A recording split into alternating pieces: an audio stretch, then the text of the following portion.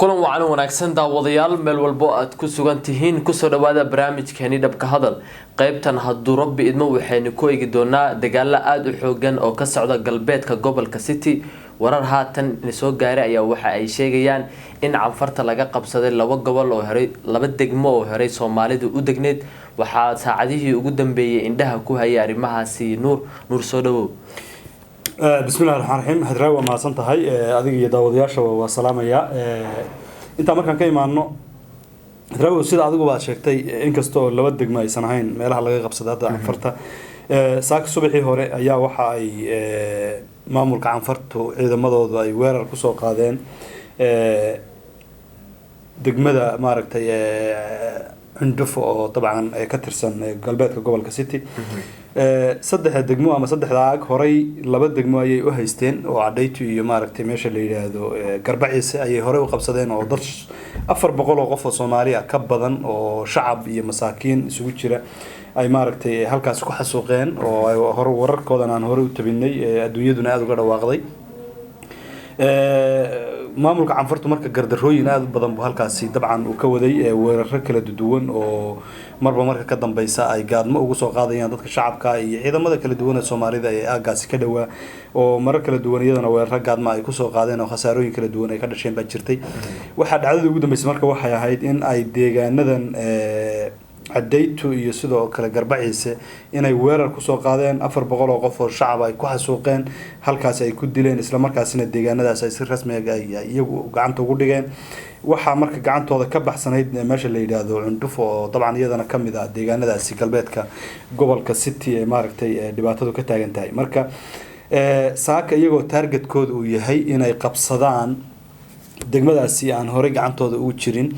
ayaa waxa ay weerar ku soo qaadeen halkaasi waxaana kadib iska caabin xoogan ay kala kulmeen dhinaca Soomaalida oo halkaas iyagu ciidamadii kala duwanaa ee liyu booliska halka ku sugnaa iyo ciidamadii maleeshiyaadka ah ee deegaanka u lahaa iyo sidoo kale dadkii shacabka ahaa ayaa dabcan moogtahay dhibaatadu marka ay soo noqnoqoto waxa lagu duulimaadka yahayna oo dhulkaaga yahay waxa waajib kuwa oo Soomaalida mar walba waajibna kuwa inay istifaacaan oo ay difaacaan dhulkooda iyo shacabkooda si aan mar kale canfartu aysan xasuuq iyo dhibaato aysan ugu geysanin marka ciidamada kala duwan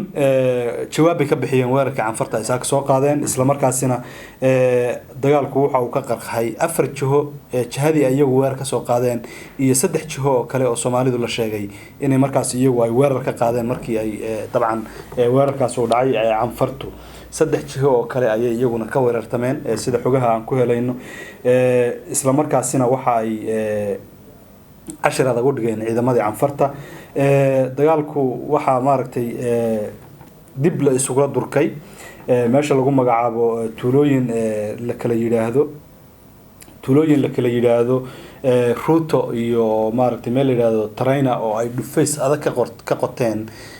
روتو مركي لدافع مال ترينا اللي يجهدو أيها وحي كقطين دفيس هذا أو مركزي لما رواية أنتي هوري لكن هذا حوجها نسوق عليه وحى شيء يعني إنه فيس كاس ترينا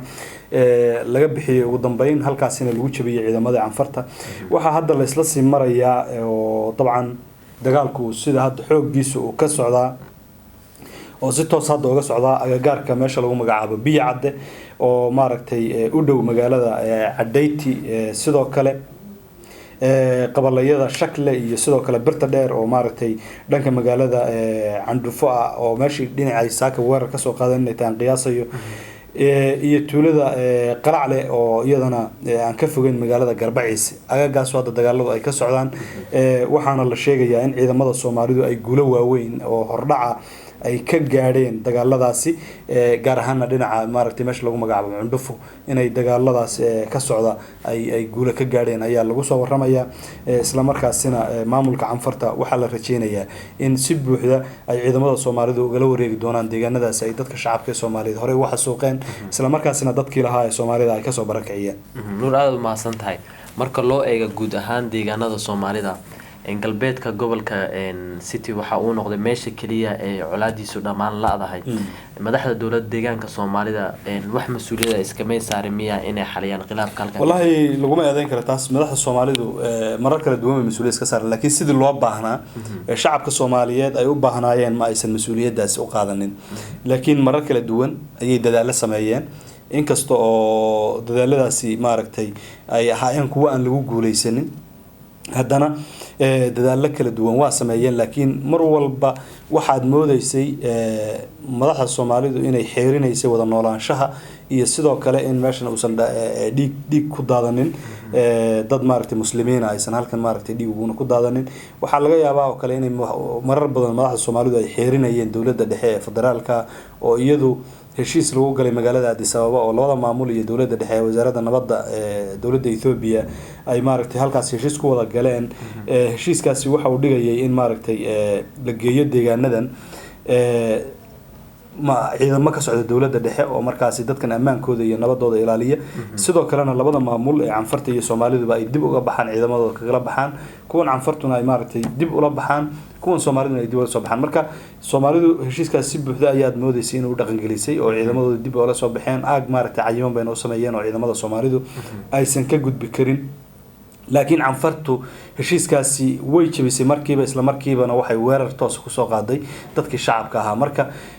baaqiyo kala duwan iyo eedamo kala duwan oo maamulka loo jeedinaya way jireen oo ah inaysan istifaacaynin bal iyagana weerartamaan ha joogto laakiin inaysan xataa istifaacaynin waa jirtay dhaliilahaas loo jeedinay laakiin mar walba haddana waxaan ognahay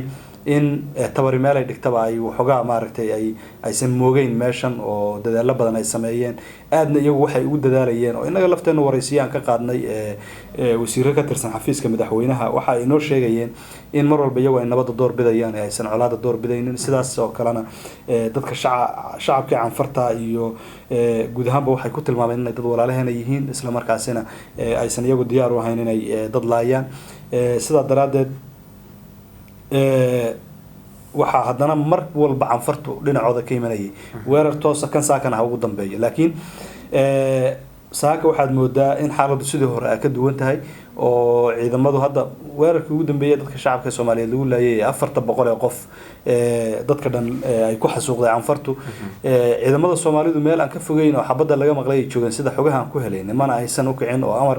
uma qabnaa la yirina dagaalka gallo oo dabcan jigjiga laga soo amray inaysan dagaalka galin iyadoo dadka shacabka Soomaalida la laynayo waxyaabaha maamulka aad loogu eedeeyay ee waliba aad loogu dhaliilay in dadkoodii oo la laynayo aysan u dhaqaaqin laakiin maanta waxaad moodaa in arrintu sidii ay ka duwan tahay maamulkana runtii waa wax lagu bogaadin karo in ay tallaabadaasi qaadeen oo Canfartu markii ay meeshii ugu dambeysay haddana shacabka Soomaaliyeed ay ku soo barakaceen ay kaga daba timid in ay iska caabin sameeyeen ciidamadina amar lagu siiyay in maaragtay ay soo afjaraan kooxdan Canfarta ee mar walba soo noqonaysa marka dagaalku waxaad moodaa inuu hadda aad u culus yahay ilaa la isla tago deegaanadaasi Garbaciise iyo Cundufo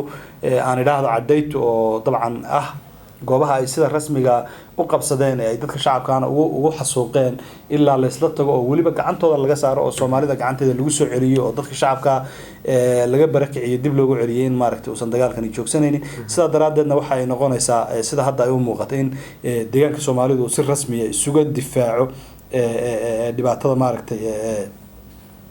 ay Canfartu mar walba la beegsanaysa dadka Soomaaliyeed ee deegaanadaasi ku sugan marka dagaaladaas waa socdaan welina wax cadeynaho intaas ka badan laga ma hayo khasaaro badan baa jira oo dhimasho iyo dhaawacba dabcan isugu jira mana maaragtay cadeyn karo inkasta oo tirana loo sheegay dhimashadu ay maraysa iyo dhaawacba laakiin ma hor dhacayno oo dib baan ka sheegi doonaa hadii ay macquul noqoto hadii kalena dabcan mar walba waxaan soo tabin doonaa dagaaladaas iyo meesha ay marayaan waa nuur aad u mahadsantahay ugu dambeyn maxaad ugu baaqaysaa shacabka Soomaalida iyo gobolka City iyo guud ahaan dawladda deegaanka wallahi shacabka Soomaalida guud ahaan iyo dawladooda waxa aan ugu baaqi lahayn inay istifaacaan isla markaasina iska difaacaan Canfar waa qoomiyad aad u yar inkastoo qoomiyad aan walaalana tahay oo aan islaam na wadanahay oo muslimiin aan nahay darisna aan waligaana aan daris ahaan doono haddana sidaadaba qofka hadduu kugu soo duulo oo gurigaaga ku soo duulo oo maatidaada ku soo duulo waxa adiga kuu furan waxa weeye inaad isdifaacdo inaad fiiriso ma aha qofkan kugu soo duulay islaamnimadiisa iyo maaragtay waxa uu idinka dhaxeeyo ee kale sababtoo waxa uu kusoo duulimaadaya waa gurigaagi waxa uu leynaya waa dadkaagi waa ubadkaagi waa caruurtaadii waa hooyooyinkaagi waa maaragtay waa maxastaadii weeye waxa la leynaya marka sidaa daraadeed mar walba waxaa muhiim ah haddii lagugu soo duulo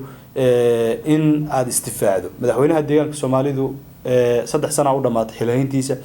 waraysi laga qaaday oo waxqabadkiisa uu kaga hadlayay waxa uu sheegay ciidanka dawladda deegaanka Soomaalida in tayo iyo tiraba la kordhiyay oo la habeeyay maxay ku filan yihiin marka aysan canfarayna shacabkii Soomaaliyeed ka difaaceen tirada iyo tayada lagu kordhiyay maxay qabanaysaa waxa loo baahan yahay marka iyadoon cidna la gardaraysanaynin haddana duulaankan gardarrada ee mar walba shacabka Soomaaliyeed lagu soo qaadayo in jawaab cad laga bixiyo shacabka Soomaaliyeed marka ama city ha joogaan ama meel kale ha joogaan waxaan ugu baaqaynaa in ay iska difaacaan gardarradan tooska ah ee soo noqnoqotay ee maamulka canfartu ay u geysanayaan marka aan sidaa leenahay ma aha inaanu anshaxa saxaafadda ku xadgudbayno waa ognahay saxaafaddu wax xadidaya jira laakiin haddana dhaxdhaxaad annaga kama noqon karo dadka iyagii oo la leynaya Soomaaliyeed oo la xasuuqayo iyo maaragtay qoomiyada kale oo dalka anaga ku soo duulayo oo dadka anaga leynaya dhaxdhaxaad kama noqon karo marka sidaa daraadeed waxaan ku khasbanahay inaan shacabka iyaga fariin u diro iyo dawladda deegaanka Soomaalida oo aan niraano waxa waajib idinku ah inaad iska difaacdaan gardarrada iyo dulmiga la idinku soo qaadayo ee mar walba lagu leynayo shacabka iyo maaragtay hooyooyinka masaakiinta ee deegaanadoodii iyo guriyooda inta loogu yimaado qaar lagu leynayo qaar lagu barakicinayo ee maaragtay hanfigu ugu dhamaanayo iyagoo qaxayo oo tabar ay ku qaxaan baan haynin runtii waajib bay nagu tahay annaga dhaxdhaxaad kama noqon karo وهاجاك داوديال هذا يوم حسين هنور قيبتان انت ساين كسو غبغبينينا انت دب كلمي دونو waxaan idin kaga tageynaa sida sinabad galiyo والسلام عليكم ورحمة الله تعالى وبركاته